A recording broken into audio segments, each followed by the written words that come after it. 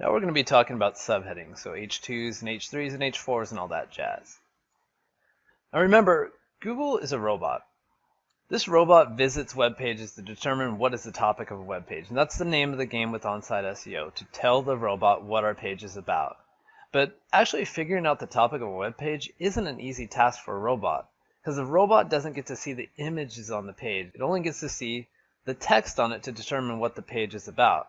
And going back, like we can see here that for us, we can see pictures of juicers, we can see vegetables, we can see juice being juiced, and it's very clear to us, but the robot only gets to see the text. And even for a very, very sophisticated algorithm like the Google algorithm, it's still a hard task to do.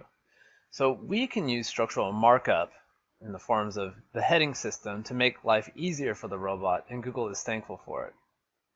So the heading system works like this. These are your H1s, H2s, and H3s, H4s, and etc., etc.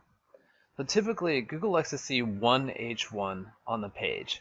This would be your main topic, and it only likes to see one per page. If you have a few H1s on the page, then Google thinks you have multiple main topics, and that might start to get confusing. And it's very important to define and have your H1 be exactly what you want to rank for. I see a lot of people accidentally have in their theme because they want to see that they want to use the heading system for aesthetics, right? So they might have a page and their first H1 might be something like get in touch, right? Because it's a lead gen site, for example, and they want people to call them. And then they would have another H1 lower than that, might be something like personal injury lawyer Beverly Hills, right? But the first H1 that came up on their page was get in touch. So Google thinks the topic of their site is getting in touch. That's obviously not the intention, so be very wise about your H1. We talked about this before in the Three Kings, but I just wanted to reiterate that here. Okay, so let's move on. Let's talk about H2s and H3s. H2s only go under H1s. You never jump from an H1 to an H3. It usually goes from, or it always goes from H1 to H2. And these are your subtopics. And like I said, they're always falling under H1s. So very simply, if we have our main topic that is Beverly Hills personal injury lawyer, the subtopics beyond that might be the different types of injuries that you can get into in Beverly Hills, for example. And these, again, are always coming under H1s. And then we have H3s that always go under H2s, and these are your subtopics. So even further defining down these categories, and it always works like a tree like this. Your H3s are always coming under the H2s, H2s always come under H1s. It's always a very nice hierarchy like this. And we do this and so forth with H4s, H5s, etc. So how was the heading system intended to be used? It's used to break up the topics, like I said. So we have an example. In my case, my H1 for my main page is what's the best vitamin C serum, ratings, reviews, or reviews and ratings and buying guide. And then in H2 underneath there, we might be breaking this up. So we might be talking about our reviews for the top rated products, and then even breaking that up further, the number one product being Obagi. Number two product is whatever that might be, right? How else can we use the heading system? Well, when I talked about the Three Kings, I said the three major factors for on-site optimization and the three major placeholders are the URL, the SEO title, and the page title.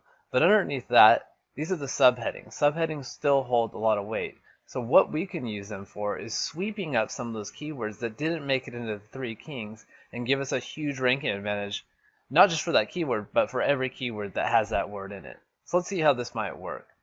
If we bring up the keyword research for the home page, like obviously I got the main keywords in the URL, SEO title tag, and the page title, like vitamin C serum, reviews, best, for example.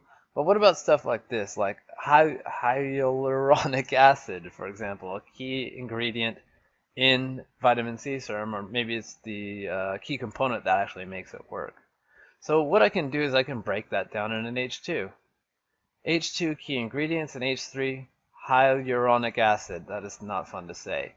And then by simply putting this very important singular word of this keyword phrase into an H3, we have a very, very nice ranking bonus for these keywords that I've highlighted on the left here, but also their derivations further down in the long tail. What about the word face? Okay, so face even comes up higher. We have best vitamin C serum for face, and I had no chance to get the word face in my URL, SEO title, and page title. So again, why don't we do an H2? How to use it on your face and skin.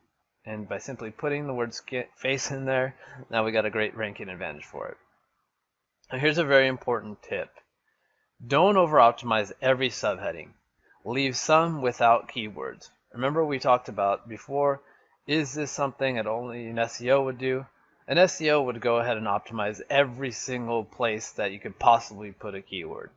So we want to look like we're not professional SEOs. We just happen to accidentally do a lot of good stuff related to SEO.